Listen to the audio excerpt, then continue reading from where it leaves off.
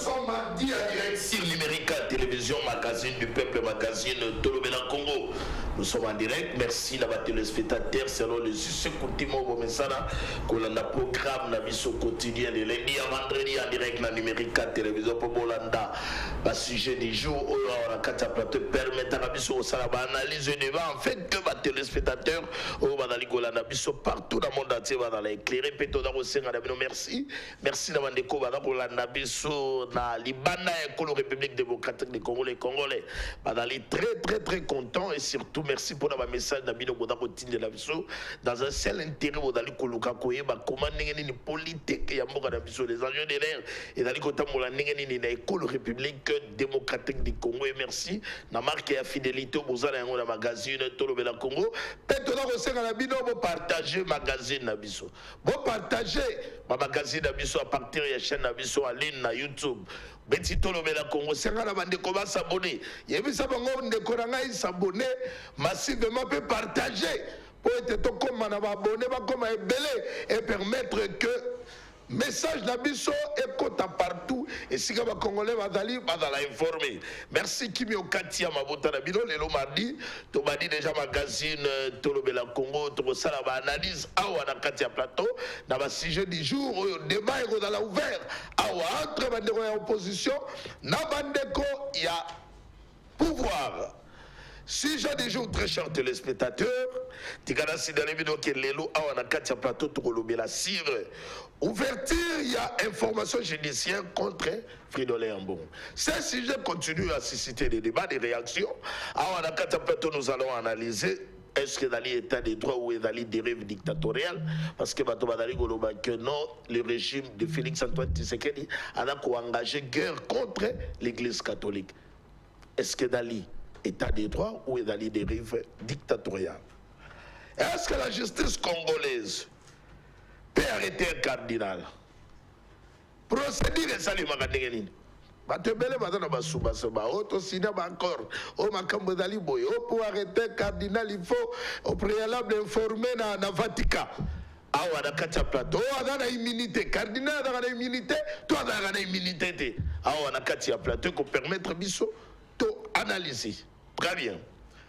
Autre état dans l'actualité, tu as si dans les élections à gouverneur, na sénateur et Salema qui lobby. Est-ce que Mitouna est allé? Ba gouverneur au Badalagi Yoli. Na de quoi na 19 provinces. Est-ce que Badali volonté à peuple? Peuple Banaki Kozela. Et dans les réponses au peuple Badagi Nango par rapport à élection à gouverneur par rapport à bateau badali eli awana Kinshasa tikana sinale dali que tuké ya Daniel Bumba ya dali eli awana Kinshasa toke na loi ba Fifi Masuka dali reconduit toke kuna na Katanga Jacques Kiabula dali reconduit bon na Congo central ndé côté kuna Gibando azo échec à Lombe Jean-Tiri Ngobila a commis sénateur élu par 3 voix. J'attire dans le regroupement dans plus de 10 députés provinciaux. Comment regroupement à 3 voix? Ah, peut-être qu'il y a sujet à réflexion. Kabouya, 5 voix. Jekoko Moulumba, 5 voix. Voilà. Tikabiso. Maintenant, Tampodio a échoué. Azuka a voix moko. A échoué. Très bien. Tikato Bana déjà, oui. Maintenant, Tampodio a Azuka a voix moko. Il y a Katani. Il y a Bimité. Allez, qui? Ah, oui. Maintenant, l'équipe. Voilà. Ah, ok, voilà. Merci d'ailleurs, l'équipe technique, de corriger très rapidement. Ma tata pour de Babia Dali sénateur. Très bien. Mais de vérifier encore l'information, puis nous allons encore revenir vers vous, les téléspectateurs, pour que vous puissiez information d'aller fiable. Très bien. Tikato bana très rapidement banani yo to analyser na bangol débat ya lelo to dana mwana mboka Floribert ya Kabila Forever to dana mwana mboka Marley Yovovu ndiko na biso ya opposition au micro andali ko beta bambo dibat arme non conventionnelle contre les dossiers il y a 1000 forages dans makamwa balampadaire yene mutagena ko tika même ce qui requête na bango bagena ko tanga ou je ne sais pas moi déposer au niveau il y a procureur après la cour de cassation pour demander qu'il faut ouverture, il y a dossier pour Makambo, il y a dossier forage et lampadaire. Voilà. Tout dans mon amboka, maître Gauthier Sopa pour Ndekoya ACP, tout dans on a plateau, Christian Temeteme, Ndekoya Union Sacrée. Très bien, 4 invités du jour. Nous avons analysé par rapport à la thématique que tu retenir. Très rapidement, quand on va dans Maître Gauthier, ce point pour très content qu'on y a le mardi, tous les spectateurs, dans le magazine, tout le Congo. Très content qu'on y a et puis sincères félicitations, Châtelain Gobila, sénateur. Merci beaucoup, Ndeko Yves Luamba, pour l'opportunité de passer dans la Tonga Lelo. Merci Bandeko de Kouta et la Tonga Pimbote. Je voudrais couper sa Tata Ekolo à cette intention le plus considérée ici en France. J'espère qu'il ne se bat toujours pour Kalou Kavoula, ma PV congolais, à cause de la déplacement sur le Sala. Je voudrais ici sincèrement remercier tous les ACPien et ACPien pour appartenir à Bissou, à les Congolais progressistes, pour limiter pour soutenir notre autorité morale de Jean-Thierry Belambak. L'homme qui a toujours été combattu depuis Mandana jusqu'à de loi 5 ans depuis la Kinshasa. Il a été combattu très très sérieusement, mais l'homme reste imperturbable. Aujourd'hui, il est sorti sénateur. Je pense que malgré que ma voix, ils ont regretté, parce qu'il devait faire ma voix ébélée. Et c'est bien, il a dit député, mais est-ce que ça ne tout il n'a pas décidé, notre il était à deux fois. Nous avons dénoncé certains comportements des députés provinciaux. Ils ont été élus parce qu'il y a eu fort, il y a tous les ACP. Les gens qui ont fait un règlement politique ACPA, les gens qui ont pas aller. Donc, il va dire que le mandat déjà à mon côté, c'est un mandat du peuple à travers le rapport d'un peuple. Mais quand même, en dépit de tout, nous félicitons l'honorable Mbokoso, Madame Norbertine Matanda, Madame Eden, et puis Bango qui très très loyaux envers l'autorité morale, Bango de voter qui je pense que Bazo va flair na Bango na Tongwalelo. Très bien. Les restes déjà sur le côté. Bon, ici nous avons déjà un arrêt de la Cour constitutionnelle qui a rendu les mandats députés non impératifs. Je pense que ceux qui me donnent cette déclaration à Longwanaye, c'est la libre, mais c'est que comme par la volonté, il y a tout le monde. Très bien. Donc, selon Dengue, Tony Basala Moussala, pour que Basali, la fierté, il y a ACP Moubimba. Mais, organisation, les gars, il y a bien quand même, il y a une élection. Non, mais l'élection, il y a sénatorial, il y a une complication, parce que ce sont des grands électeurs qui votent. 48 députés, il y avait 47. Nous avons compris que M. Clovis Samba Mouamolele, qui a été invalidé, a quitté. Mais notre candidat aussi, notre député, Mme Sévérine, il faut voter.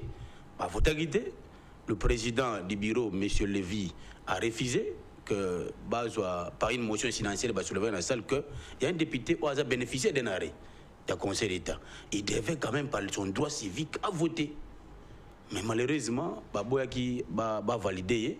C'est pour la plénière prochaine. Mais Mbokoso, dans les vies, la commission a combien d'accord? Non, ces bureaux-là, non, ces bureaux doivent tomber. Ah bon? Je vous dis, le bureau de l'Assemblée provinciale de Kinshasa doit tomber parce qu'il a été installé avec beaucoup d'irrégularités. Et je vous promets que le Conseil d'État va rétablir pour que tout le monde ait la case de départ. Ce bureau-là a été convoqué par un premier secrétaire, d'abord sans une décision officielle.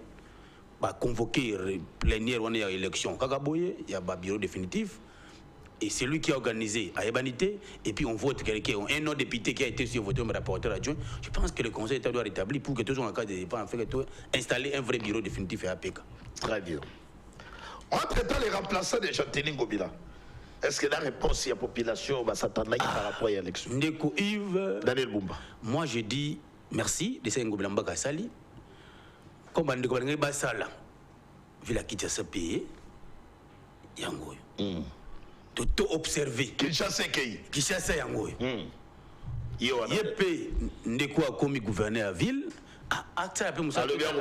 Mais, le conseil, c'est que Azarana Maï Pembeni. Ko diriger Kinshasa, Ndeko Nanga Yves Luamba, sans avoir un gobilate, au Papa critique les gens na Kinshasa yo. on a plus qu'un gouverneur ou à côté ou à la Makassi. Non, mais non. Critiquer les lots, on a critiqué terrain à Bongisi, Nzele Lengis.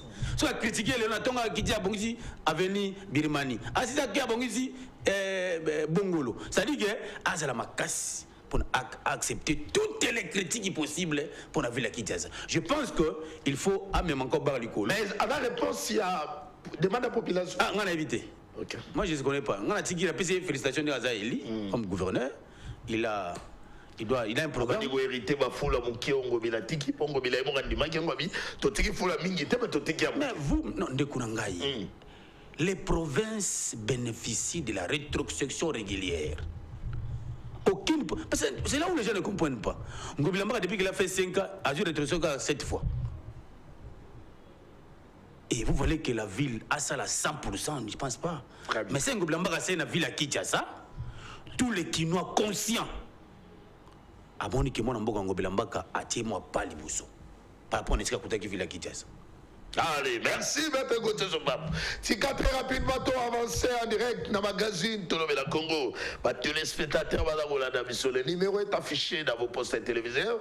Si tu dans le magazine, tu avances déjà dans l'actualité et les Kaginobi élections à gouverneur et puis à sénateur. Tu as la première prise à parole, très rapidement, tu as réaction par mon avocat Floribert. Mais ça m'a Floribert très rapidement. Floribert, Camilla Forever, de Généon Pitch. C'est ça que Floribert. Moi, je suis Floribert très content de vous mardi en direct dans le plateau de mission magazine Tolobela Congo. Puisque tu as un ta actualité élection au gouverneur, n'est-ce sénateur, on a ligne très rapidement.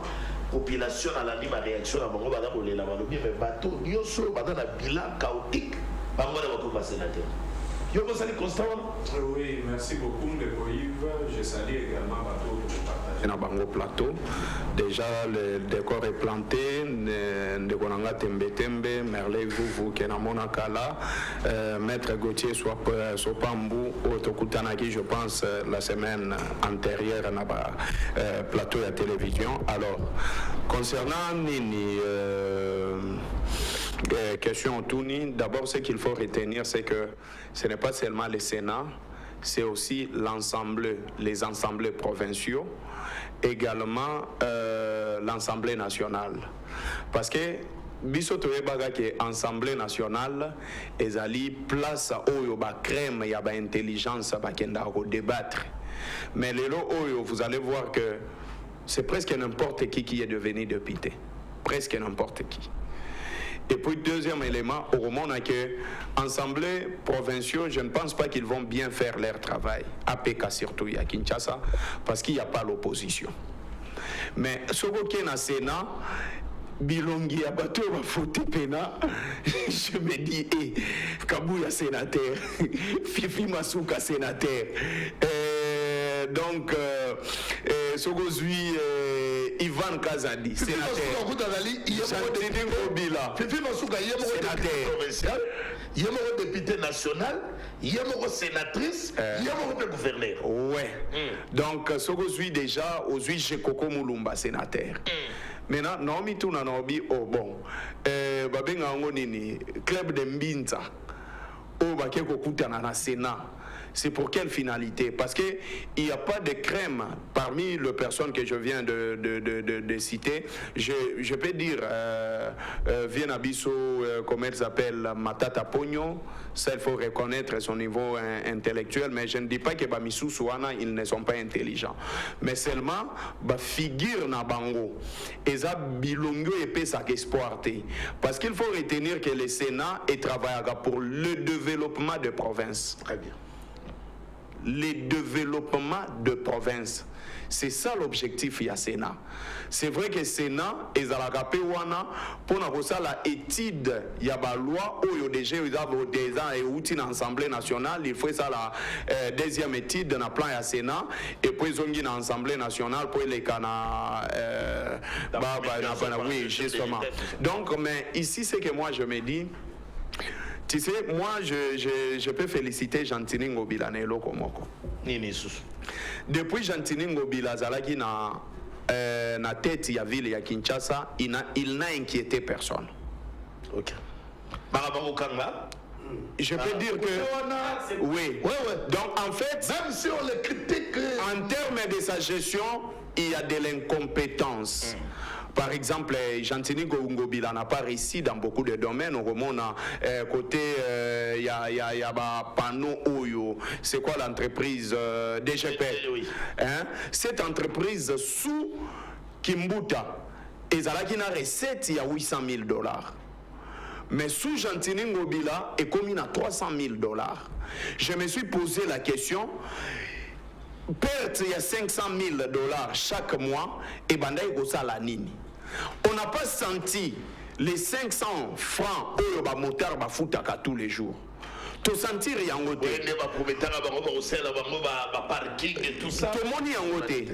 On n'a pas senti sur le plan il y a fixation il y a prix à transport.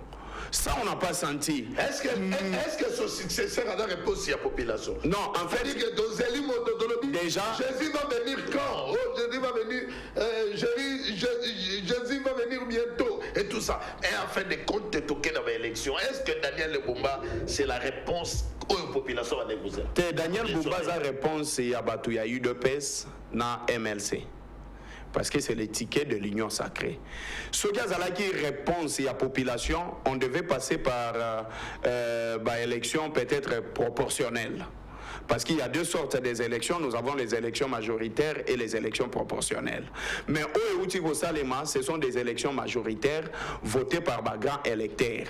Raison pour laquelle la population à un certain moment subit.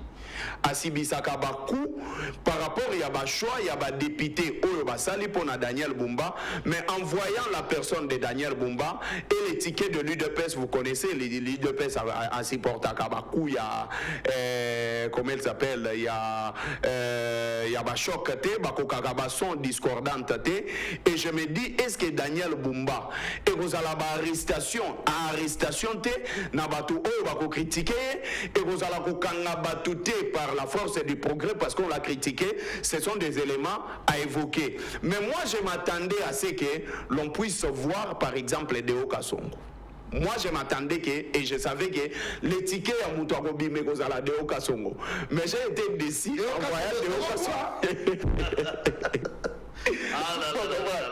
J'ai été déçu en voyant que Deo Kasongo, Abibi, ça d'avoir mon côté. Bon, pourquoi? Parce que moi, j'avais fait une analyse chez toi, comment il y avait les tickets de l'Union Sacrée et les tickets de Deo Kasongo. Mais hier, j'ai été surpris et je tiens aussi à les féliciter. Je ne m'attendais pas à ce que Vidier Chimanga puisse avoir même les 10 voix. Très bien. Et c'est par miracle que nous avons dit, oh, mais Vidier Chimanga qui ne faisait pas trop de bruit dans le plateau de télévision. Il y a un regroupement? Oui, Congo Uni, je pense, quelque chose dynamique, ce qui Congo Uni, DCI, quelque chose comme ça. Tous allons surpris à moment le Duvois. Bon, de toute façon, Bisso FCC, tous observé et nous allons également. Non, ici il y a des choses à reprocher. Jantini Ngobila, c'est un mauvais politicien. Comment? Jantini Ngobila, je peux dire qu'il y a un politique. Comment? Jantini Ngobila, il fallait façonner Oyo Yaye. Oyo Yaye, Eza Gauthier Swapambu, Gaston Piana, Oscar Beya, José Kaniki. Jantini Ngobila s'est appuyé na bato Oyo Baza Yaye. Par exemple, le secrétaire national et général Yanini, Aouta na Kamususu. Sokozui ba Pepito Kilala, Baza bato Baouti presque na ba place Mususu. Et ils ne sont pas redevables à Jantini Ngobila. Mais aujourd'hui, ceux qui Salaki par exemple, Maître Gauthier Swapambu, comme député provincial, Alinga qui la redevable naïe. Ceux qui Salaki par exemple, Gaston Piana, député national, Alinga qui la redevable à Jantini Ngobila. Et vous allez voir qu'aujourd'hui, Jantini Ngobila, justement, il a perdu presque tout. Il a perdu l'Assemblée provinciale. Également, il a été repêché. Parce que les 3 voix, il n'est pas laissé il y a 3 voix. Il y a eu certains députés, Pémissou, Soubazou, 3 voix, comme lui. Mais vous allez voir que. 3, 2, 2, 1, 1, 1. Vous comprenez? Ça fait la honte de voir un grand leader comme Chantini Ngobila, où il y a 10 députés. Dans le cas de l'Assemblée provinciale. N'est-ce pas que Ngobila a vomi l'agneau sacré? Non, mais c'est là tout ça l'étude de mon corps. Combien est-ce que c'est Godine Tchéké, Jésus Noël Tchéké, où il y a eu 20 voix indépendantes. Jésus Noël Tchéké qui n'a ni député, Nakati Assemblée, c'est lui-même qui était le député. Comment est-ce que par la voie de diplomatie à Jésus Noël Tchéké, comment est-ce qu'il a pu convaincre le 20 députés provinciaux va voter pour Naye, malheureusement, contrairement à Chantini Ngobila, où il y a 10 députés. Deuxième force Nakati Assemblée provinciale, Abima juste n'a 3 voix. Donc, Chantini Ngobila à un certain moment a l'orgueil. Parce que l'orgueil politique et l'orgueil de grandeur, il y a Chantini Ngobila, de sorte que le lot Oyo a presque effacé. Chantini Ngobila est presque effacé. Et parce que ici, il ne faut pas que s'hazarder à menacer les députés provinciaux, parce que je vois l'avenir de l'ACP. Kokota nakati ya libulu, contrairement à Ndenge Bandaka. Sokotali ACP Ndenge Bandaka, ACP Bandaka na force ya makasi. Mais le lo oyo ACP ezomi kunda presque yango moko, et je ne vois même pas leur secrétaire général attendre 5 ans pour bakokako zonga na force. Très bien. Merci. Allez, laissez-moi avancer dans le magazine Tolobela Congo. Entre Taba Bilongo et Dali, toujours qu'on continue Kozonga. Bilongi Kaka Kalawa la Bangoana. Adalagi ministre, il y a comme sénateur. Adalagi Nani, il y a comme sénateur. Toujours les mêmes figures. Bangoana Kabada Kozonga. Le mandat, c'est le second mandat de Félix Antoine Tshisekedi, est-ce qu'il faut dans la chance? Voilà, pour le peuple congolais. Tout se retrouve. Dans mon écoute, ma vidéo, il y a artiste, comédien, moi, dans le lobby, Félix Antoine Tshisekedi, banda côté d'un pouvoir. Dollars, il y a pamba. Dans ce qui a combien de dollars, on a talaninga dans le c'est-à-dire que la population côté d'un bangoua, à un moment, non. On a marre, on a quand même besoin. Il y a ma cambo, il faut les changements. Mais les changements avec qui? Avec qui?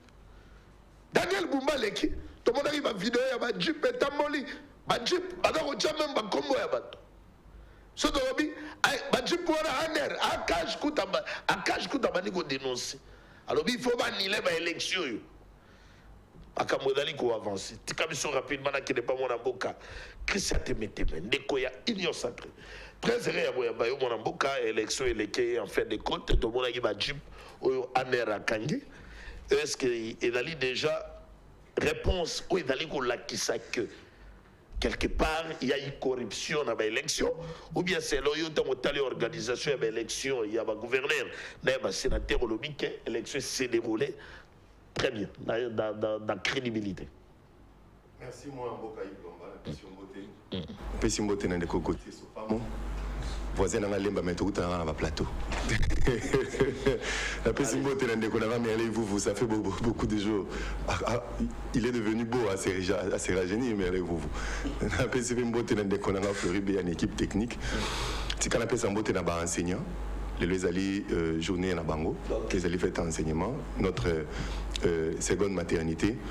Au Kobo Tamanata tapé na maman kasi école de PCBISO. Ah, enseignant to Kalisi bino.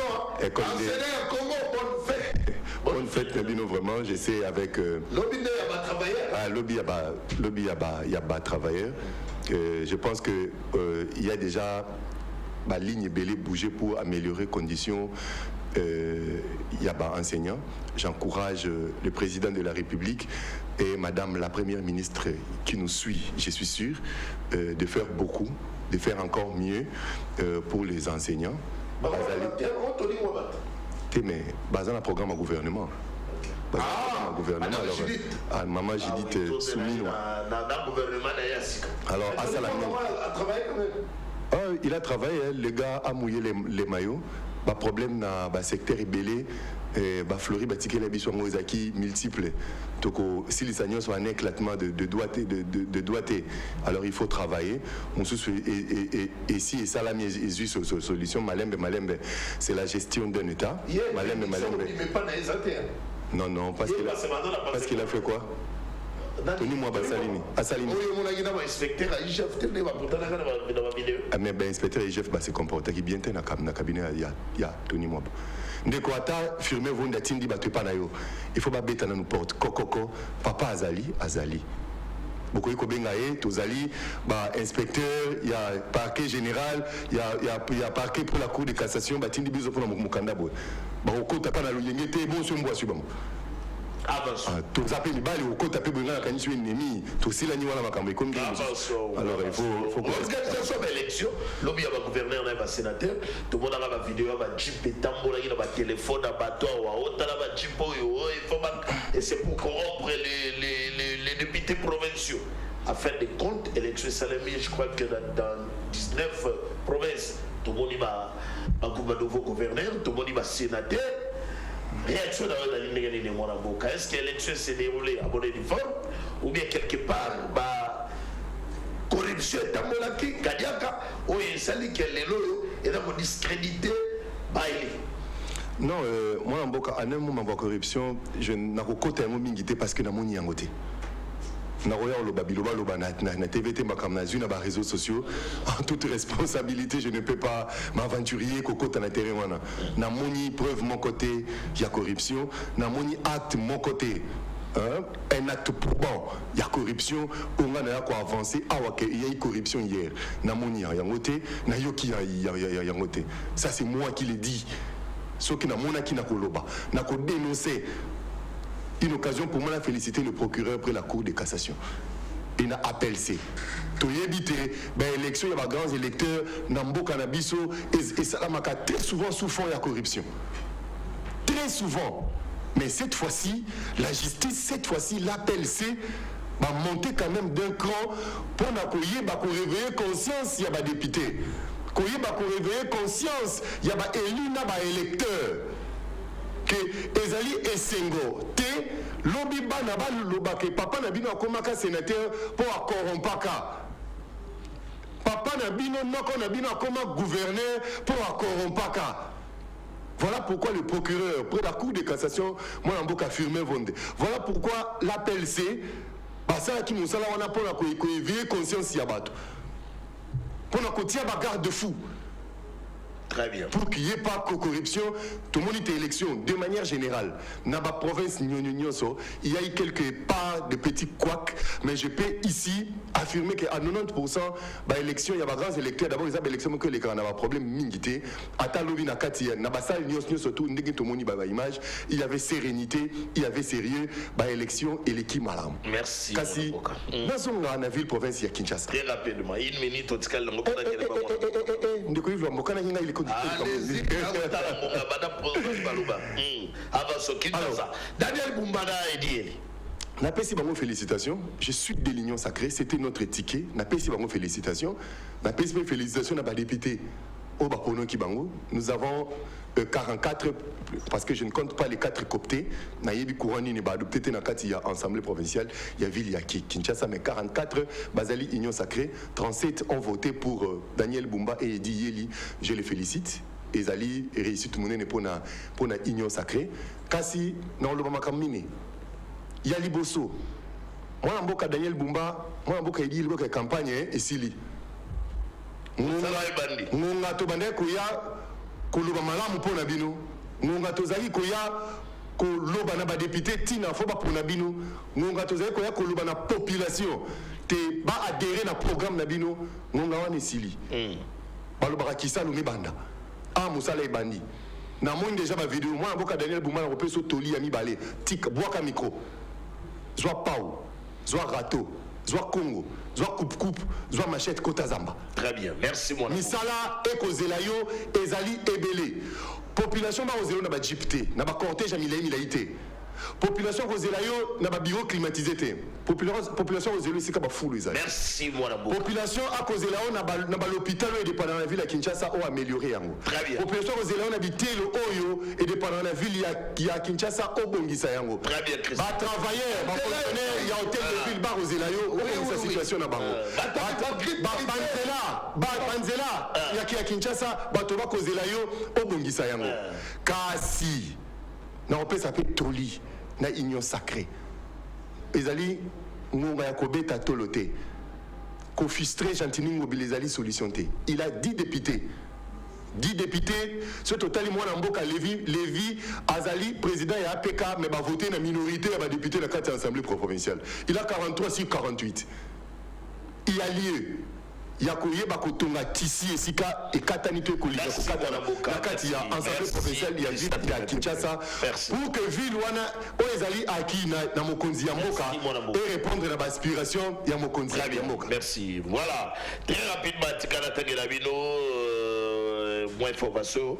Voici ceux qui ont été les gouverneurs hier, lundi. Voilà, dans l'élection, gouverneur et sénateur. Donc, il y a gouverneur, na Kinshasa, Tike Daniel Bumba, au Katanga, Tike Jacques Kiabula, voilà, Tike Fifi Masuka, Chouapa, Tike Arma Yamba, Oyuele, Tike Jean Bakumito, Sakuru, Tike Victor Kitenge, Bawele, Tike Mike Mukeni, Sidou Bangi, Tike Michel Mabunga, Wango, Tike Willy Batusila, Kasai, Tike Crispin Mukendi, Kasai Central, Tike Joseph Moïse Kambulu, Kasai Oriental, Tike Jean-Paul Mbwembwe, Tanganyika, Tike Christian Kindubois, oui, Maniama, Tike Moïse Mboussa, ah, Moïse Mboussa, ok. Olomami, Tike Maman Banza, Mongala, Tike Jean-Colé Makaka, Chopo, Tike Polé Londegola, Lomami, Tike Irovan Kalumbo, Congo Central, Tike Grace Biloko. Bilolo. Yadana AVC. AVC a. Pessier, félicitations. Dossier d'Ali à Makambo Perico. Mais dans le salé, dans le plateau spécial, dossier à Perico. Il fallait éclairage public et quota pour la Congo. Électrification. Voilà, c'est tout un dossier dans la Sangisanam. Tant que vous Betangawa, Batonaoubaya pour la Opé Sabiso éclairage. Voilà, allez, tournez rapidement pour la boucle à parler. Au Tchalobo, on a l'itama, yo Daniel Boumba, gouverneur, yo do Tchalobo, on a l'itama, au lieu de Sepela, Kinshasa, le bien, au Betango, Toro. Vous salez. Tenache le bon à l'itama, on a bangoté pour le lingue au sel émission. À moins que mon Silina, si j'ai tout élève au lobby. Allez-y. Mais Tikanga, la Obama élection, parce que Batbol Obama élection, apparemment, la Congo, Batbol, quand élection, Salamay. Il y a un peu surtout vendu que la réunion sacrée. Ata F non andé, boire en monté. Raison pour laquelle Ozobin a tiqué n'a bien indépendant. Comment bateau est indépendant, Barosa a tiqué n'a union sacrée. Mais expliquez-moi. Babi Baza est indépendant, Bakomi tiqué n'a non. Parce que union sacrée, Boza n'a pouvoir. Mais vous êtes incapable de se conformer même à l'exigence de l'État. Ni règlement, ni F90, ni agrément. De barra, tout le monde va quoi de Robert match na terrain au cal, Basangani. Donc, tant on a plateau de la politique, tout est légal. L'union sacrée n'est pas légale, n'est pas reconnue. Si on a félicité mon amboka Salomon Kalonda, Azaki Lobi, Eli sénateur na Okatanga na place où bango ba séquestrer ba député provinciaux. Na place où Kabou a menacé qui va député provinciaux sans lire la constitution ni les arrêts de la Cour constitutionnelle. Mais au moins il y a quelqu'un qui a démontré on peut être élu rien que par un bon discours, par un bon programme. Il est en Belgique, opéré, convalescent. Na maladie obligée on cancer mais lelo abimi sénateur na félicité pe ba député provincial nyoso ya Kasai oriental ndenge ba voter papa li kelemba sénateur ti ba moni ke papa li kelemba so bizu sénateur o yale ça 3 mitou a ko bandolé ça ba 14 mitou ba fuka félicitations na ba député nyoso provincial ya Kasai oriental ndenge ba voter Nicolas Kazadi sénateur ti oh là là Nicolas Kazadi. Akomi papa li kelemba. Akomi ko laisse batou ba 3 mitou. Alessi maika 27 millions. Alessi 80 millions. Alessi 13 millions. Tembe ko ba enseigner de mukoni ba enseigner ba kolia ta mutu ya ndambo. mukoni ba policier na ba militaire oyo nyokumisa ba améliorer ba condition na ba relieta mutu ya ndambu mukoni ba ofuta to la guerre bolo barat mukoni ba ofuta ba soldat la procédure d'urgence mukoni ba opesa ba service de sécurité année demi-ap pour ba yeba ko information kenga la biso en procédure d'urgence et lelo na opesa information batu ya Nicolas Kazadi ba koloba ke Nicolas Kazadi a plus de 6 milliards de dollars ba obundis ba abi ba obi ke biso tozolo ba Nicolas Kazadi wana batu na biyeti batu na ye Kazana plus de 6 milliards de dollars lelo muta ya kimpiaka et que yende dauphin ya Félix Tshisekedi en 2028 raison pour laquelle batu ba koloba na ye entre temps selon ba source proche ya dossier na parquet ba caisse nyonso na banque na ba compte bancaire ya société Steve ya Mike Asenga eza vide lelo ba kimisi mbongo et qui est à l'étranger et mongo ya suka tikalaki et bimi via un bureau d'échange à Kinshasa en espèces donc ça procureur a enquêté mbango ba bureau d'échange wana za nani procureur a komela ndeko na ye collègue na ye à Bruxelles parce que Mike Asenga soba bimisi mbongo batu baye bakaza na ba résidence mususu na Waterloo na Belgique et to déplorer ba menace ko ekomi sur ndeko Israël Mutombo azamo pandisa ngolo kita kuna na tongo les gens ont visité les installations de sa chaîne journaliste nyonso ba enquête tout le monde na France 24 ba sala ngula ba pandisa ngo ce qui mo pandisa ngo bimisi enquête. C'est ça son travail, il est l'historien du présent. C'est ça son travail. Et bon, au Kabula Rabambongo, na hôtel Pullman, na 9e niveau, bon, menacé Israël Mutombo, chaîne Lelo visité, la résidence visitée, raison pour laquelle il n'est pas rentré, il devait rentrer hier. À Zonité pour la menace, et Bolobike, il faut à tout prix prendre la tête de Gilles Alinguet. Oh là là là là là. Ça, c'est quoi ça?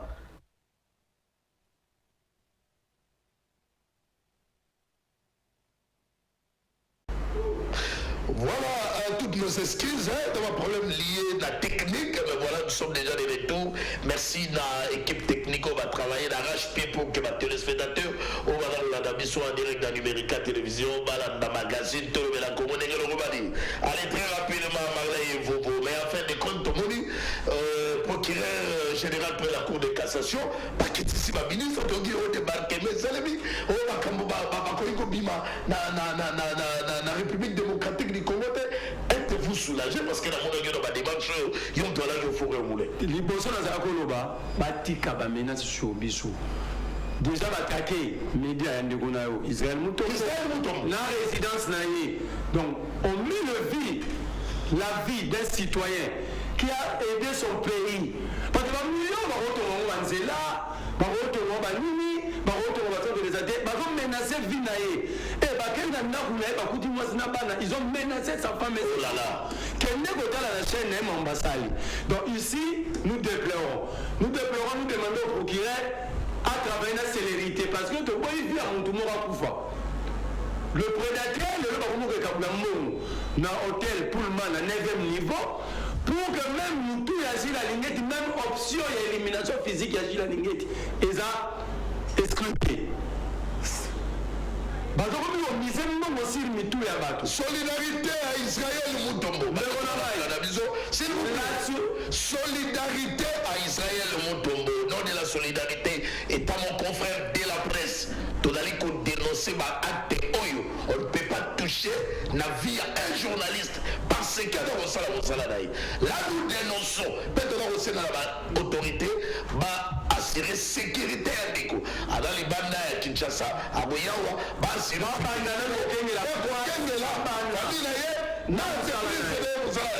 voilà. La surfacturation ici en voisine, c'est plus de 60 millions. C'est plus de 60 millions. Pour la zone de Nicolas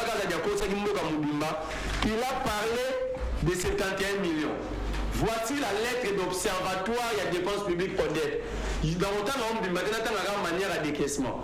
Le calendrier de paiement, juin 2021, 20 millions. Janvier 2022, 20 millions. Début 2023, 20 millions. Janvier 2024, 20 millions. Mais le ministre parle de 71 millions. Alors ça fait 80 millions de dollars. Nalobi na procureur Mike Asenga abimisi ba mbongo na nyonso. Et qui à l'étranger, et na étranger wana ba bakaza na ndaku na Waterloo, na Belgique, le procureur doit faire vite deux choses. Il y a liboso, ba enquêter na muninga les procureurs. Il y a Belgique, il y a mi balé. Banou de la mise au bureau d'échange du monde en espèces awa. Nayoki menace ya komemabisho na justice par Batley. C'est une information vraie? Non, c'est pas une justice internationale. Il menace la République pour dire c'est un Malien qui vient faire un coup à Kinshasa contre la République du Congo. Il va encore nous menacer. La justice. En fait, l'information à Souka, Nicolas Kazadi a voyagé dans le président. Azao qui est un jet privé qui a Tyran Milon. Tyran Milon a un patron et un groupe Milvest. Eux ont un centre financier et ils ont un arena. Depuis quand un militaire a ami à homme d'affaires et homme d'affaires a atteint un jet privé. Pour y rejoindre Nicolas Kazadi. Pardon. Namwasi Nabana. Alors, selon Bassous Nanga, il paraîtrait que Nicolas Kazadi était en train de sortir pour ne plus revenir. Je félicite le procureur parce qu'il a empêché Nicolas Kazadi de sortir. Cette affaire, Tokotsi Kayanguka, soit sur deux choses. Soit au moni lampadaire Nabaforat, soit au moni Mong. Eux, au Kende Logo, la 100 jours. Parce que c'est une occasion pour nous de mettre fin à la prédation. Marambo est dit, na union sacrée, n'abisso pas. Si nous Zali, même bureau de la présidente et vous salama. Bilan est remonana. Alors lorsque Bazoïba, Barosala Biban construit Bilan Félix. Très bien, mon avocat. Voilà, nous sommes de retour. D'ailleurs, le Kodamboka jour et nuit, t'as mangé un voyage, le Kodamboka qui roule en Europe. Kobunda toujours, Makamo Italie, CP, n'a parti est la République démocratique du Congo. Comment investisseurs Baroui Goya, Namboka, la Bishop, poète, la gêne, c'est le problème de création. Il y a 6 millions d'emplois. Promesse, il y a mon Kodamboka et ça l'a matérialisé. Maintenant, au cas où on va détournement. Il y a l'aide de communicateur et l'Union sacrée, actuellement secrétaire général des partis politiques écolos. Il y a il faut toujours doit continuer. Bon, Nicolas Kassadi, comme il y a d'aller qu'on dit maté, il y a un bouton sur le monde. Tomé la maman comme ça, tout est ça. Tomé la maman comme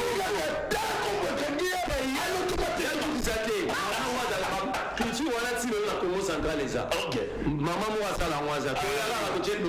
Merci. On comme noté Makala. La personne qui est voilà secrétaire général. C'est possible. C'est un peu amusant, mais nous sommes Matigé Asondoli Bakombonaï. Maître Jacob. Voilà, très bien. Merci très chers téléspectateurs. C'est comme ça tout avançant. Tout mais après temps, tout d'abord c'est la solidarité, soutien à notre confrère Israël Mutombo, qui est visité par ma personne non identifiée. Tout d'abord le Mélève. Batika journaliste Salamou Salanaï, Dengue de Romani. Voilà. Très rapidement, si je n'avais rien dit, Yamoto de Vanda, et d'aller à Kamboya, toujours le procureur général, où il y a signé le procureur pris la cour de Kinshasa, après la cour, procureur après la cour de cassation, a signé le procureur après la cour de Kinshasa, voilà, à ce qui va commencer à ouverture et information judiciaire contre les candidats à l'Efridolé en Bongo. Ce dossier est à susciter beaucoup de réactions. D'ailleurs, dans la réaction, commentaire par le biais que dans l'état des droits, tu es dans les dérives dictatoriales, c'est-à-dire Félix Antoine Tshisekedi veut engager maintenant les combats avec l'église catholique. Est-ce que la justice congolaise peut arrêter un candidat dans l'immunité? Procédure pour avoir arrêté candidat dans la Gagné. La préférée dossier est très rapidement dans mon amboka à côté de son pape. Comme il y a dans l'IPM, je crois que peut nous donner quelques quelques éclairages, et puis on a le communicateur réunion sacrée, et puis très rapidement, aucune action-réaction. Donc, vous avez 3 minutes de réflexion pour permettre de vous à côté de la cadence, pour permettre à téléspectateurs de la l'éclair. Tout dans les bosses, les alliés état des droits, tout dans les dérives dictatoriales, parce que vous devez accepter contradiction, vous avez mis la justice congolaise. Mais arrêtez un cardinal, ou bien un cardinal à la immunité. Procédez dans vos canaux, c'est les malades. À vous, mon abouka. Merci beaucoup, Ndeko. C'est quand même bon, ça débat parce qu'on a ouvert beaucoup de brèches. Très bien. Si on est devant le dossier. On a un dossier de la case des fois, une émission spéciale pour expliquer parce que je trouve qu'il est documenté. Si tu verras un espace, il y a un moment pour expliquer ce qui se passe. Et vous avez aussi évoqué un droit coutumier qui a été très mal abordé. Bon, moi, en tant qu'avocat, je me sens très mal à l'aise d'avoir quelqu'un, juriste. Il y en a comme pour évoquer les principes. Quand on fait les droits, ça ne colle même pas. Parce qu'on ne peut pas amener quelqu'un en prison, ce qui comme Gangi. Le droit pénal est positif. Voilà, nous sommes en droit positif congolais. Ah, mais en fait, ceux qui droit judiciaire, on a trouvé solution.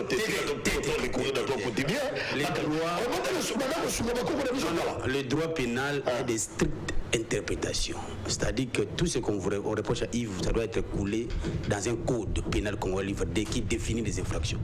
C'est-à-dire que, voilà, si le fait ne constitue pas d'infraction, c'est comme Moutou, parce que on estimait que le code des confrères a très mal bordé, c'est surtout un avocat passé. Très bien. C'est un terrain très glissant qui ne le vaut que plus, ce n'est pas intéressant. Aversion dossier en tout cas contre les cardinaux. En tout cas, c'est un débat qui date pour voir est-ce qu'aujourd'hui, malgré que nous sommes dans un état de droit, est-ce qu'un cardinal d'un pays, X ou Y, lors de son homélie, à s'exposer dans la fait moko, oser permettre que l'État congolais s'imprègne également pour savoir le modus operandi ou la quintessence de fait. Ici, tu as un domaine que Papa Nabiso Fui Lambo, il a exposé beaucoup de faits. Voilà pourquoi la justice, en tant qu'un état de droit, au premier palier, c'est ça même le respect de l'état de droit, bandit par un registre de formation. C'est-à-dire que le parquet général après la cour d'appel de Kinshasa Matete, qui a reçu les instructions du parquet général après la cour de cassation, a fourni le registre d'information. C'est pourquoi a écouté Cardinal Fui Lambongo, non seulement qui va découvrir qu'est-ce qu'il veut dire concrètement. Alors, pour le moment, je ne pense pas qu'il y a un RMP qui a été ouvert.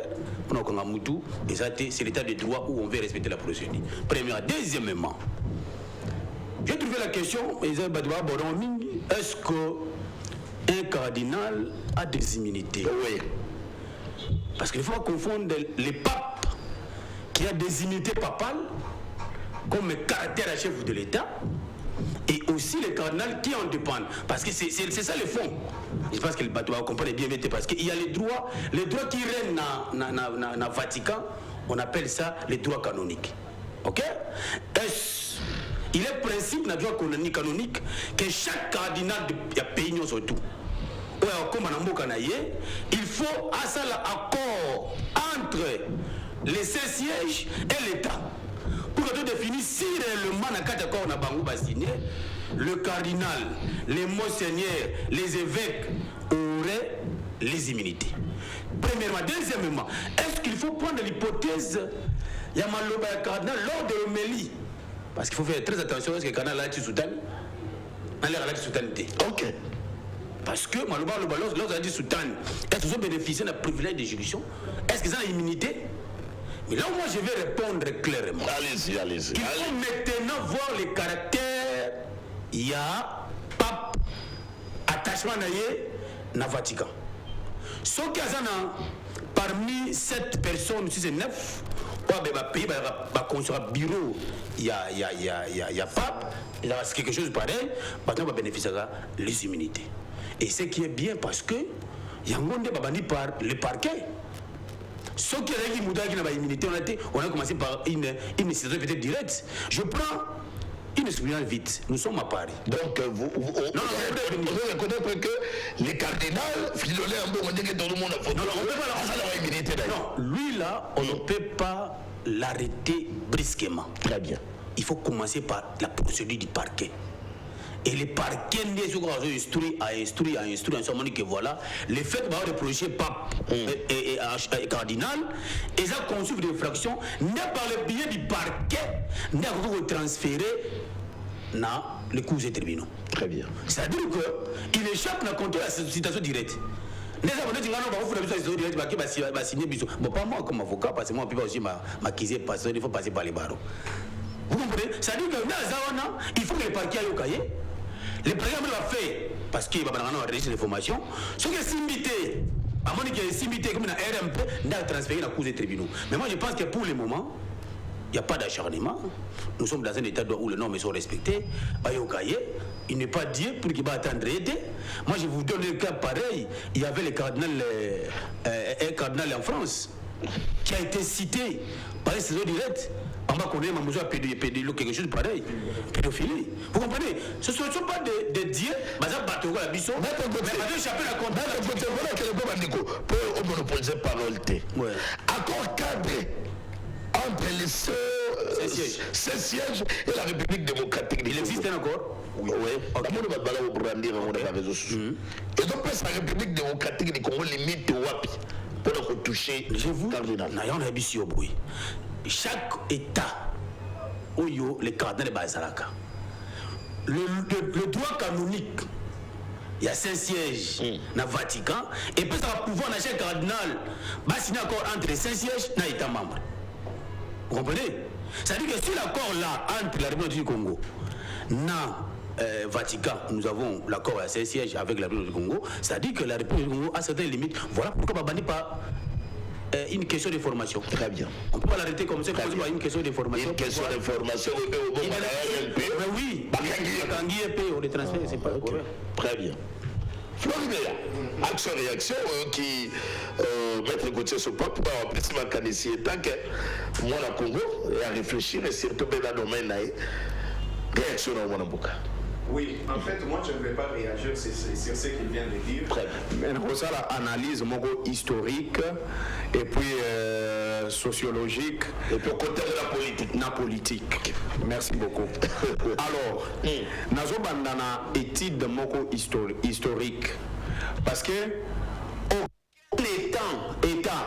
aucun dirigeant dans le monde a côté guerre na ba confession religieuse atikara lolenge moko. OK. Na lobi na monde. Depuis époque coloniale. On se comprendre. Il y a les bosso. Na minute mboka na biso eza na crise politique. Et crise politique wana okomona ngo même ba lolenge nyonso depuis avènement ya ba élection ya mabe. Na kati ya union sacrée, il y a une crise. Côté union sont presque crise politique ezali. Mais na politique moko machiavélique il y a union sacrée a sala de sorte que azalana ba pasteur oyo yayi. C'est-à-dire que à chaque fois qu'ils vont chercher à oser à toucher na ba cardinal, bazalana va moko boye na opinion moko boye ya ba pasteur moko X ou Y oyo ba ko banda ko sala nini ko appuyer bango pour battre l'église catholique. Mais je reviens pour leur dire ceci. Il y a les bosso Gandhi Mahatma azalaka na parti politique te. Gandhi Mahatma azalaka na parti politique te. Azalaka kaka na mouvement légandiste, un mouvement spirituel. On esalaka de sorte que bazwa indépendance na Inde. Et deuxième élément, toujours l'union sacrée na kati ya ba plan machiavélique na bango, on risque de tomber dans une guerre de religion. Et cette guerre de religion est salaka de sorte que Inde est la balkanisation na Pakistan. Parce qu'il faut retenir que le Pakistan, c'était un pays, pas un pays à l'époque, mais c'était le territoire na kati ya Inde. Raison pour laquelle les Lobalobaka Pakistan est un pays sans territoire. Parce qu'il y avait une guerre de religion entre les hindous et les musulmans. Il y a un deuxième élément. Réflexion. On a place historique d'abord. Okay. Martin Luther King a un parti politique. Martin Luther King azalaki un pasteur et il avait changé le paradigme américain na makambo ya ba raciste qui avait de quoi au moins aux États-Unis. Et ce qu'on vu la déclaration il y a Martin Luther King au moment que c'était des déclarations très graves. Mais Martin Luther King, il a quand même réussi son coup et l'histoire du racisme est un crime grave dans les États-Unis. Mais ce qui n'a pas sikoyo awa, Yves, je peux dire que de tous les cardinaux qu'on a eu dans Mboka Nabiso, les cardinaux Azali un peu modérés, ils ont les cardinaux à Mbongo. Ah bon? Il y a les bossos. Oui. Aucun de tous ces cardinaux en commençant par Malula et Tchaou, Mosengo, na cardinal à Mbongo. Mon côté, à Sengana, opposant, va soutenir le président de la République. Mais Mbongo, ça là, yango.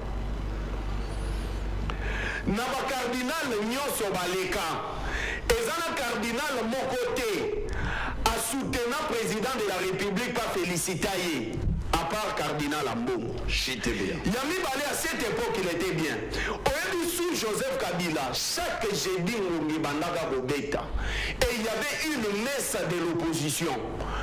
Chose grave, le régime de Joseph Kabila a été traité de médiocre par Mosengo. Et Joseph Kabila, à travers un point de presse à CK, alors non, il y a un terme qui vient de se dire ici, qui est devenu médiocre et tout. Voilà. Et aujourd'hui, nous sommes face à un régime totalitaire, un régime autoritaire. Oh, ils en ont pour ça, il y a contradiction. Donc, il y a des dérives dictatoriales. Je vous dis ceci, mais c'est Firmin Vondé. Il entre dans l'histoire. Alinga marqué l'histoire naïe. Mais l'histoire naïe a marqué en Gomabé. Alinga marqué qu'il est l'un. Il y a ma procureur ou la Bengissa cardinal, tout ça. La première des choses, en Mbongo n'ira pas répondre. Je vous dis, en connaissant Mbongo et l'église catholique, comment il fait. Il ne va pas aller chez lui. Avocat ne peut répondre peut-être parce que dans la intervention, il y a M. Badjoko. Un monseigneur Badjoko. La réponse, il y a monseigneur Badjoko, je ne vois pas Fridolin Mbongo aller répondre. Et deuxième élément, l'église catholique sur le plan sociologique, ils ont 60%. Il y a population congolaise ou catholique. Et imaginez les jours que Cardinal Ambongo dirait qu'il y a répondre, il aura les 60% de la population congolaise, c'est-à-dire les 60 millions de Congolais qui iront avec lui pour le Kosalanini, pour accompagner. Et je ne sais pas comment est-ce que finalité nango est. Et ici, de tout ce que Fridolin Ambongo a à dire naba Oneli nae, ce sont des réactions justes. Il y a des dirigeants à Mboka c'est pour vous dire que le régime de M. Antoine est un régime Moko Oyo, ils a épuisé. Très bien. Balobaki que la personne qui bloque c'était Kabila. Mais le silence de Joseph Kabila a fait en sorte qu'on va comprendre que ils ont une distraction. Mais la question à se poser dans 30 secondes s'il te plaît. Nous en sommes où avec les AV et Salema qui n'a démiap sur Joseph Kabila? Nous en sommes où avec les AV et Salema qui n'est pas Claudel Lubaya? Et Zawapi avec Olengango. Eric Mbumba. Toutes les révélations de John Mbumba. Aujourd'hui, on n'en parle plus. Allez, merci. Je peux dire qu'on a histoire de Moussou en Mbo. Et si la carte dans les réseaux sociaux. Oh là là, merci, voilà. Donc, rapidement, mon Mboka, Chris a temete Mendeko et Union Sacrée. Moi, Mboka, qui réfléchit à mon Mboka, les autres, on a accepter contradiction. On a l'Ansabiso, et dans la dérive dictatoriale, il y a un autre comme il y a ouverture et information judiciaire contre les cardinaux Ambongo. Est-ce que, n'est-ce pas que, et qui peut impacter négativement le public démocratique du Congo? Merci Mwanda Mboka. Sur le plan national, tout comme sur le plan international. Je suis de l'Union Sacrée, je suis du pouvoir et je suis catholique. Okay. J'ai été conçu, né et je suis un catholique pratiquant. j'ai assumé des fonctions jusqu'à être nommé par le même cardinal, son conseiller en matière de la jeunesse, membre du conseil pastoral diocésain. Ce sont des questions que je maîtrise très bien. Pour des raisons pédagogiques, parce qu'avec l'internet, je voudrais compléter cette belle intervention. Il y a Maître Gauthier Sopamo. Jusque-là, une requête en information judiciaire n'est pas à confondre avec l'ouverture d'une action publique. Pour le procureur, le cardinal a tenu certains propos, ou soit il y a eu un comportement dans le chef du cardinal que la justice veut être éclairée et édifiée par rapport à ces propos. Bakofongola beaucoup au maître Gauthier Alobia wa RI, registre d'information. Si le cardinal, les conditions sont réunies, le cardinal peut aller répondre et expliquer au procureur. Voilà, mon intervention, c'était ça et ça. Si le procureur est édifié par rapport, il y a ma réponse, son évidence, le cardinal a copié, ça s'arrête là. Ça s'arrête là. Et si le procureur n'est pas édifié, il estime que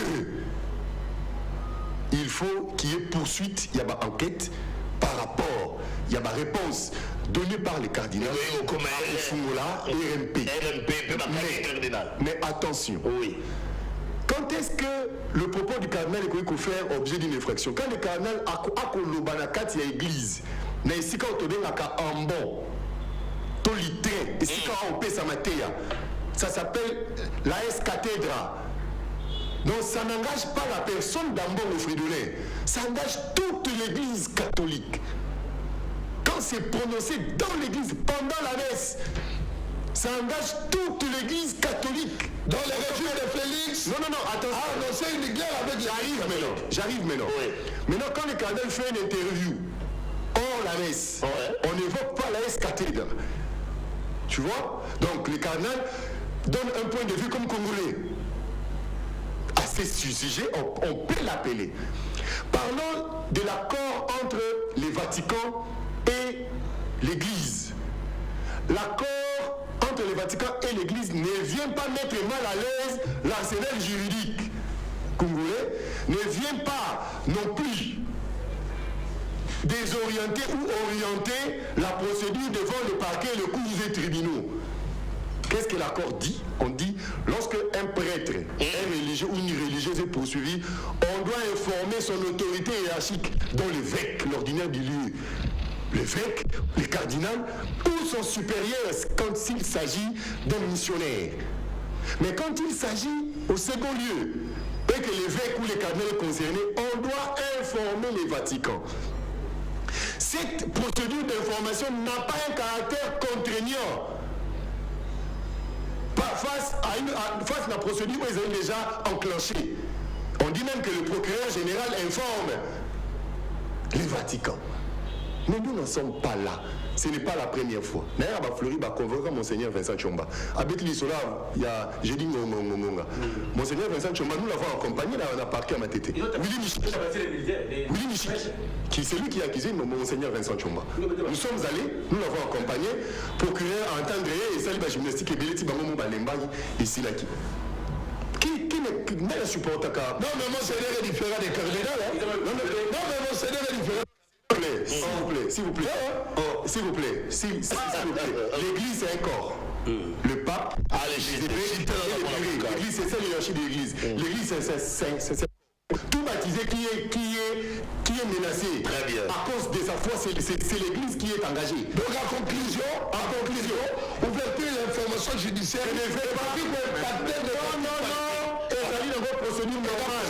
D'ailleurs, le procès n'a pas écrit. Très bien. Merci. Le procureur peut simplement écrire au cardinal, le cardinal peut répondre.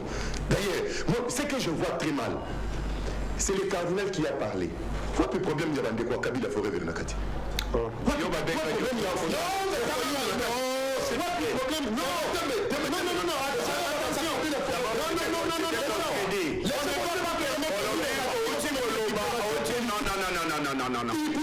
pourquoi on veut récupérer ça?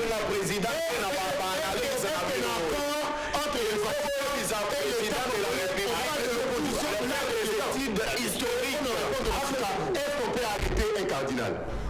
Vous savez, le cardinal n'a pas des immunités, mais quelque part, on parle, on a un jargon beaucoup plus joli, une sorte d'immunité pastorale. C'était une sorte, je ne parle, ça n'existe pas. C'est pas immunité papale. Non, j'ai ezali procédure monene na tango toza nango pour Jean-Gentini Ngobila, on a besoin de l'unité, on a besoin de la cohésion. Merci. Ce qui le propos la cardinal, peut-être comprendre qu'il y a lieu de parler, il y a des canaux comme des responsables qui peuvent se rencontrer et se parler. On sera toujours gagnant. Merci mon Ambouka. Voilà. Tant que vous quand Makambo et Union Sacrée laissez plutôt à Kabila Forêt vers laissez-moi te dire que ma réaction est où t'as de partout. Là où tu vas te souba bi kutino makalaye. Yeme ba ko kalaye. Bato kusutana nani mu kuna kota makala. Bego yeza linani. Les cardinals de voilà, il fallait voter dans l'éclairage. Voilà. Peut-être rapidement pas mon Ambouka parlez-vous. On répond on a un principe catholique. Il y a une église de réveil catholique. Il y a le nouveau. Dans le démontrer à moi. C'est quoi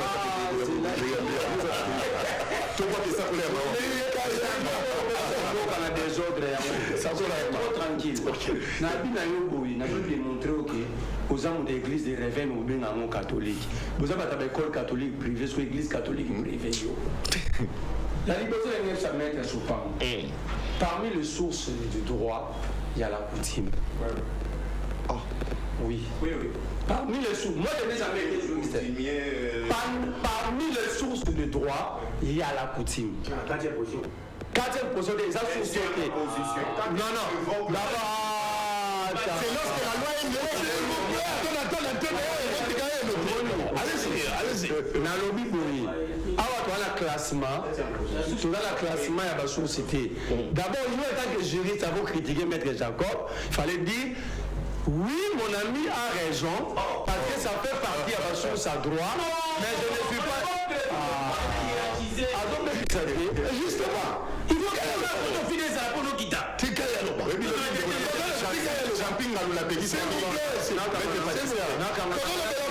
Classification T.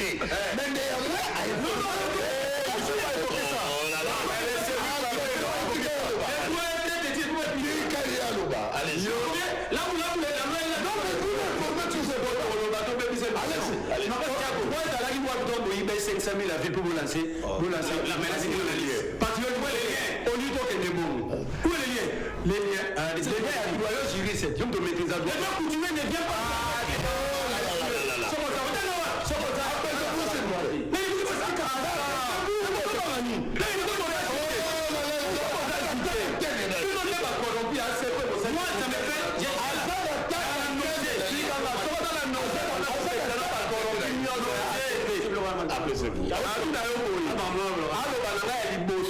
Que la coutume ne fait pas partie parmi les sources du droit. Ça vient de la classification. Au moins ça fait partie. Mais on débat sur quoi? Attention mon avocat. Voilà que la bilamba est bien pour tout plein de temps aux à l'aise.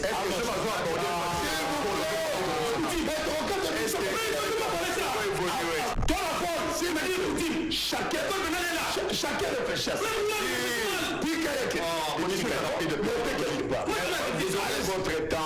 Désolé votre temps. Parce que je vais calmer Bangoté. Allez-y. Pour gérer Bangoté les désordonnés.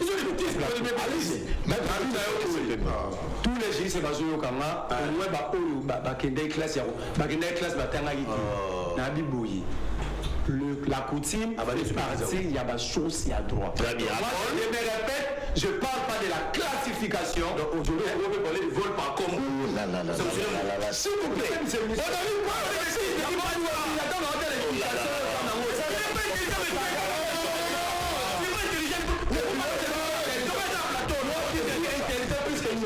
je suis pas intéressé.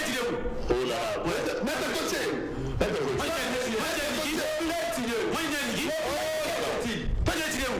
À Kinshasa. Quelle université?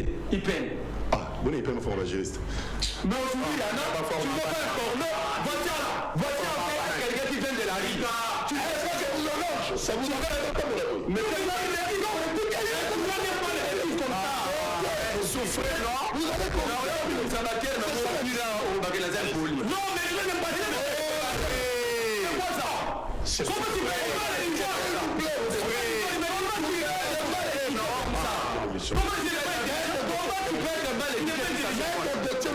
non, c'est une mauvaise éducation. Tout le monde était dit il est bon de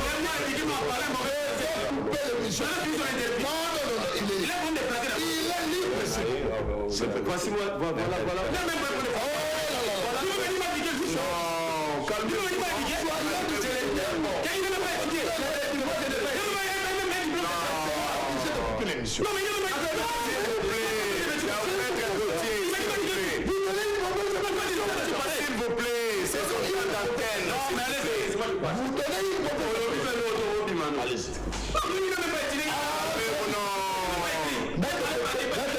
Je suis très bien compris. Non, c'est pas bien ça. Les téléspectateurs. Non, il peut pas dire que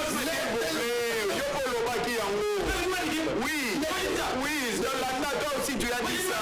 Non, calmez-vous. Donc de évoluer. ça va. Allez-y, maître. Allez-y. Je suis très déçu que Obi Maranga na batu oyo peut-être politiquement sont mal préparés. S'il vous plaît. Laissez-moi parler. Ça ne nous arrange pas. Veuillez m'excuser. S'il vous plaît, laissez-moi garder dans vos réponses. Ce n'est pas à toi. Attention, c'est moi qui ai choqué. Il n'est pas intelligent. La coutume fait partie des sources de droit. Je ne suis pas dans la classification et la 40e d'abord, ils ont lu la source à droit. Ce qui c'est la faute à tes parents. Moi, j'ai un diplôme d'État dans l'Institut scientifique de Ngalima, dans la commune de Ngalima. Ah, Institut, voilà. Merci. Ok? Je suis diplômé en pédagogie générale. J'ai enseigné dans ma vie. Oh. Donc, ce qui, au logo de n'a pas Wenze. Oh là là, avançons, c'est le deuxième élément. Entre guillemets, avocat et parce que moi je respecte plus les avocats qui ont colline inspirée. Dit que, pour moi, quand on a dans la infraction, dans la repris la code, les mots coulent dans la code. Les mots coulent dans laquelle le mot coulou dans la code pénale est nini. Je mets tous les juristes en défi. Bakoulou na bagana bakoulou na ya avocat ya lobaka yango ba permettre ande ba infraction musu bakou est blessé. Le mot coulou n'est pas repris. OK? Le mot coulou est écrit nulle part ni dans le code pénal livre 1. Ça dit mamelo bamiawa ba ratande bakou. Na yesugo na makambo ya question na avana côté la mamsusu. Le cardinal a des immunités. Babena on a immunité papale. Là c'est pas. OK? Yoka. D'abord cardinal a un membre, il y a conseil papal. Tant que tindaka mathématique va fois ça la recherche. Il y a mis balé en bon c'est un ambassadeur Jésus. Il représente le pape ici. C'est pourquoi il a un passeport diplomatique. Ambongo a un passeport diplomatique. OK, oui. Mais sur base des comptes.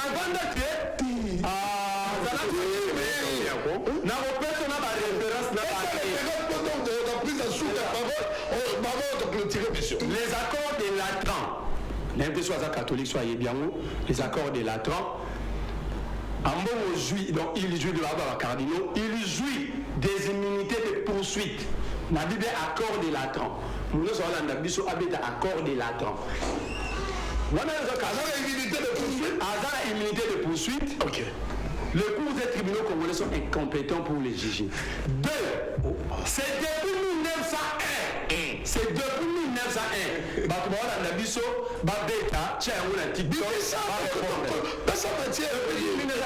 le tribunal du Vatican avait donné des immunités canoniques aux cardinaux de l'Église catholique. Je dis depuis 1901. Le tribunal du Vatican avait accordé des immunités canoniques. Je ne dis pas papal. Papal n'a pas qu'à conseiller, à la cour, il y a pape. Donc, à d'abord, conseiller papal. Mais ici, je parle maintenant des immunités. Très bien. Il a des immunités canoniques. C'est depuis 1901. Ok? Il ne faut pas confondre, quand on va immunité canonique pour un cardinal, il ne faut pas confondre un cardinal à un monseigneur. Les accords de 1901 parlent des cardinaux et non des monseigneurs. Donc les cardinals en bon est intouchable. Un cardinal ne peut être jugé que par les tribunaux. Il y a Vatican. Avant de les juger, il dit bah, sa réformation. Non, on demande l'autorisation de poursuite.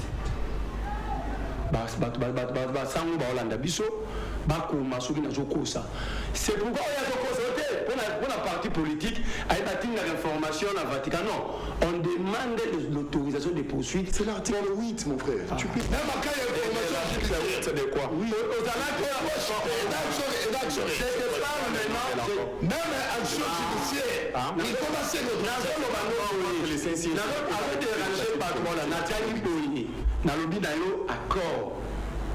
il y a une décision il y a 1901, il y a un accord de Latran. J'ai dit 1901, place des tribunaux à Vatican. Après ça, immunité canonique aux cardinaux. C'est en 1901, va vérifier. Deux, je te parle des accords de Latran. Je te parle pas aux accords à 2001 de l'Église catholique. Dans l'État congolais. Je te parle des accords de Latran et accord il y a 1901. Cela veut dire quoi? L'information est le tribunal parquet Nabiso. Je suis d'accord naïe tant à l'objet que ça information judiciaire bazo comme la cardinalité, ça même par écrit, combien a fourni d'informations. Mais la procédure, c'est ce que je suis en train d'expliquer. Très bien. Retiens, c'est depuis 1901 et les cardinaux ont des immunités canoniques. Très bien, merci mon ami. Donc je vais citer à 10 ans, on a dénoncé là. Je suis à Lingwala, mais je suis né à Commune en Alema.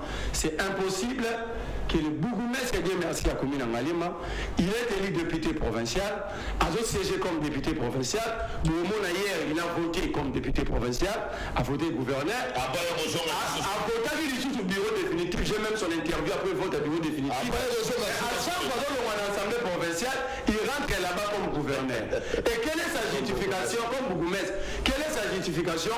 Il dit que il est hasard pour ça, là, c'est un nom communiqué à la présidence. Il oublie que les communes sont des entités territoriales décentralisées. Donc, dans notre scène, on va défenser la commune est dans la rue. Merci. Qu'est-ce qu'il y a sur la commune? Ce que la commune, même l'écriture comptable. Merci, mon avocat. Merci. La commune est très bien. Passé. C'est la manière cité là, ça y est que la manière dont on menace ça, on a été. Agents à la commune, au nom de la force du progrès, je demande à tous les agents à la commune de saisir ma cause très bien. Merci. Voilà, je crois que maintenant nous sommes presque à la fin. On peut avec la conclusion parce que vous avez pris beaucoup de temps. Veuillez nous excuser, très chers téléspectateurs, parce que l'incident, ça arrive. La plateau d'avait soit un moment de débat politique, ce n'est pas seulement ici à la République démocratique du Congo.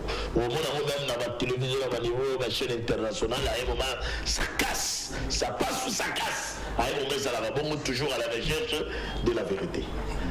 Très bien. Maître Gauthier, je crois que nous sommes à la fin. Okay. Faites ta conclusion. Les conclusions par rapport à ces dossiers, il y a ouverture et information judiciaire. Est-ce que ça pourrait impacter négativement la nation? Merci beaucoup, Ndeko Yves.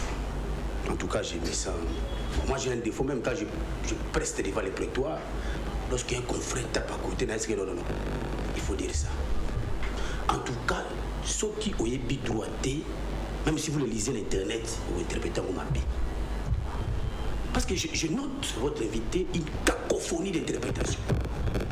D'une part, il dit, et pas par les privilèges de juridiction, d'autre part, il dit la légitimité poursuite, les deux notions diamétralement opposées. Il vous évoque l'accord de 1901, alors que nous avons parlé ici, il vous évoque le droit coutumier, Otozawa, lorsqu'on a un vol, vous pratiquez le droit coutumier le Mogo. Parce que nous avons le droit écrit. Nous avons le code pénal qui définit le vol, comment il faut instruire, à charge ou à décharge. Il faut que le droit coutumier. Je vous ai dit ceci, le droit, hiérarchie norme banda basi bachango poko mona 5e hiérarchie on a le besoin ezanga après comme la coutume et on dit que la coutume doit être conforme à la constitution. Je vais vous aider quelque chose pour vous comprendre. Bon, moi je comprends que quand quelqu'un vous dit que les mots Koulouna ils ont un code pénal, autour ça veut dire quoi? Il sait pas. Les mots Gauthier ils ont un code pénal. Gauthier ils ont un code pénal. Flori comment ils ont un code pénal? Le code pénal définit les infractions que commettent Batou. Ce qu'on n'a pas dans Aïbi, on dit vol. Soit qu'il y a Kati Moutouni, on dit cause blessé volontaire. C'est défini dans le code pénal. Mais ton invité ne connaît pas. Les conclusions. Je pense que comme il a dit, c'est un professeur, je pense qu'il devait se spécialiser dans un domaine. Conclusion. Ici, nous avons dit ceci. Il s'est posé un grand débat en France entre les cardinals Barbarin, si je ne m'abuse pas, où il a été attrait devant le tribunal par citation directe. Ok? Au montant à immunité, entre guillemets, on ne le défère pas devant les cours et tribunaux. C'était un délit. Voilà. Si c'était un moment de flagrance, on voit l'État voisin, vous pouvez les mettre devant les cours et tribunaux. Oui, son cas c'était un délit. Mais ici, nous sommes dans un cas où le parquet suit son cours normal. Celui a commencé par RI. RI, ça veut dire registre d'information. Ça peut s'arrêter là. Il peut finir, peut-être qu'il veut être éclairé sur une question pour faire répondre à son chef. On voit que les droits canoniques, l'accord de la TRA de 1900, et je pense que c'est beaucoup plus accord. Et on vous dit ce qui est grave. Les tribunaux qui accordent les immunités. Surtout que les immunités dépendent d'un pays à un autre. Chez nous, c'est qui ont les immunités des juridictions? Merci. Le corps diplomatique, le gouvernement, les autres, ils ont immunité. Moi, quand vous voulez appeler... Merci, mon avocat. Allez, Floribert. Oui, en fait, moi, je vais aller rapidement. Parce que je pense que les droits, la société et tout, ce sont des choses où est en harmonie. Très bien. Mais il y a des choses qu'il faut que ça là très, très attention. Bon cannabis, ils ont commettre erreur sans connaître les difficultés que connaît le pays. Il y a les beaux moments où Betali Solo Nabino. Kenya Airways et boy ko kitisa ba avion na bango awa likolo ya mibeko bazotanga. Est-ce que vous comprendre? À cause il y a arrestation, il y a des personnels na bango. Et maintenant imaginez qu'on n'a pas d'avion. Vous comprenez? Le conséquence c'est quoi directement sur la vie nationale de la population, également dans le cannabis. Yami Balé Nazoloba, mon frère Yves Luamba. Oyoka Kombo ya ba sanction ya pays.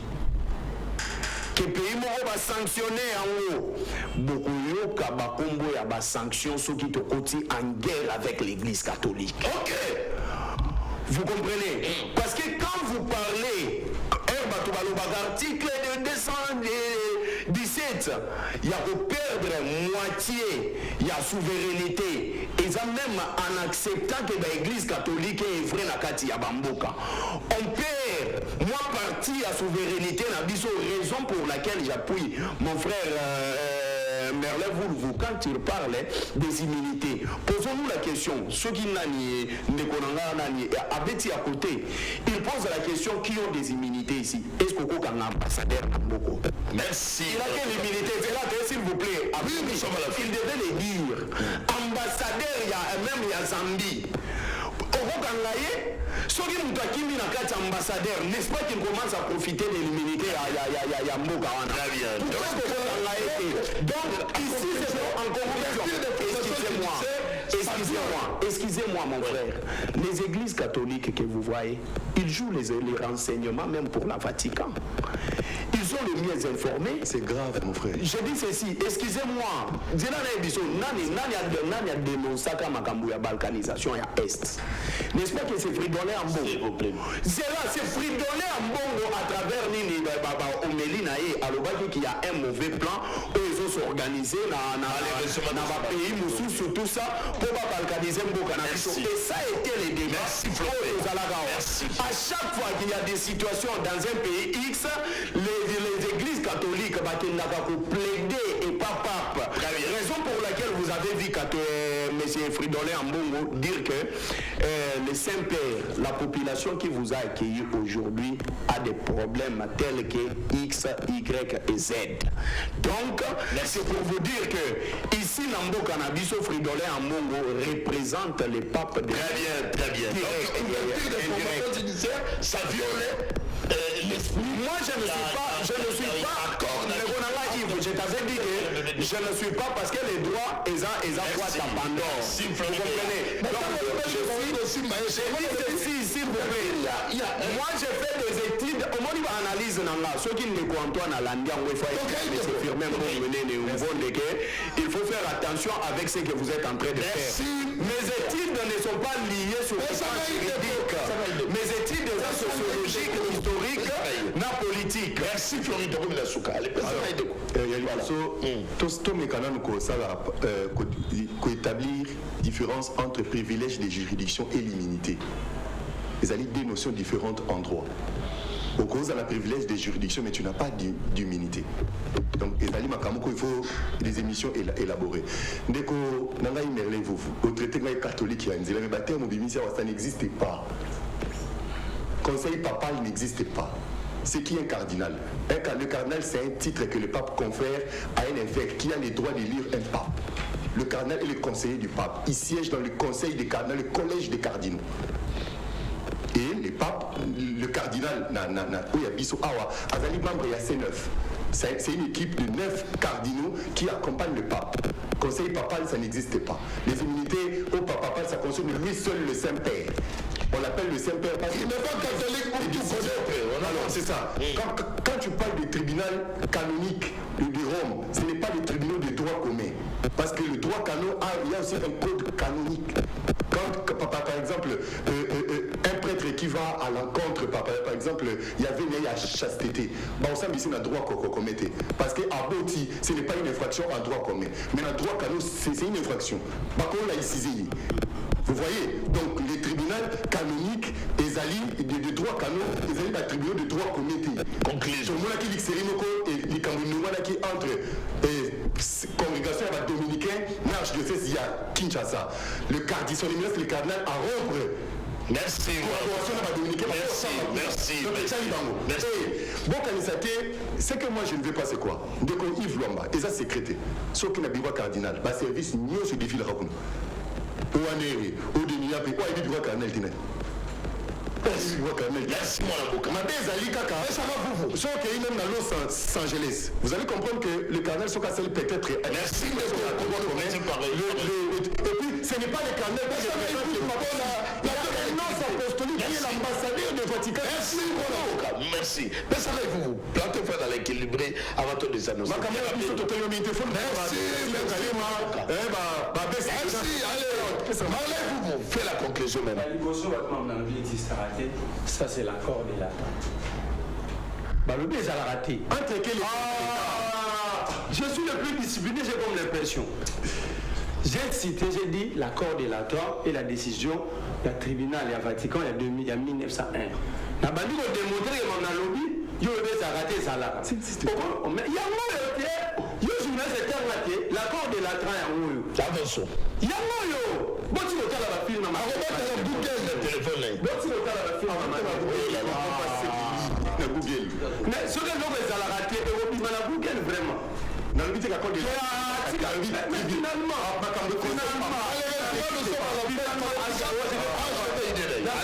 prendre parole. Non, aujourd'hui, je vais te protéger à la fin. Et puis même pour informer les Vatican. Alors, ça veut dire quoi?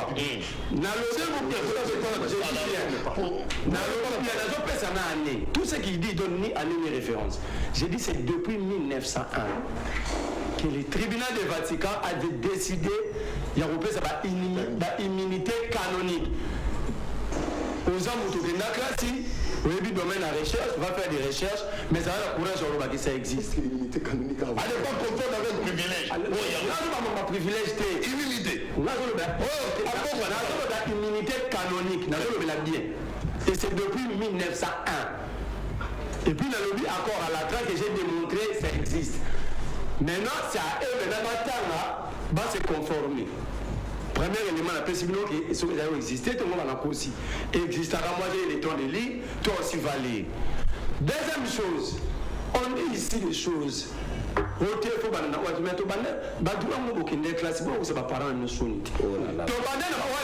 les voleurs sont dehors.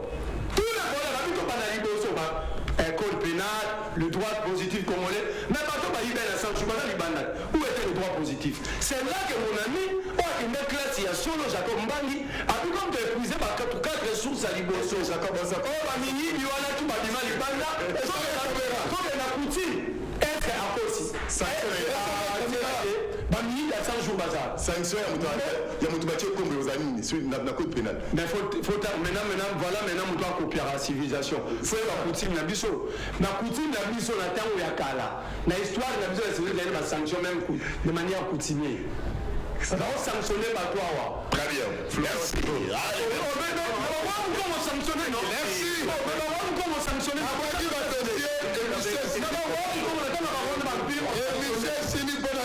Merci. Comme notre téléspectateur, nous sommes à la démission. Merci. À nous revoir. Merci.